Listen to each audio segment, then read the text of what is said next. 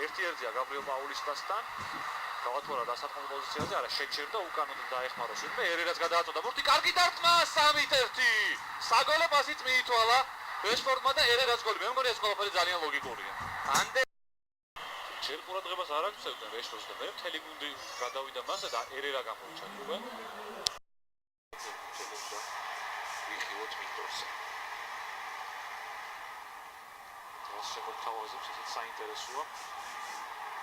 სანჩესი წოდება საჯარიმოში, არეულობა ველბეკი დარტყმა დეხია. ადგილზეა იოზილის დარტყმა და გავიდა გოლი. 3-2. მესუტი ოზილი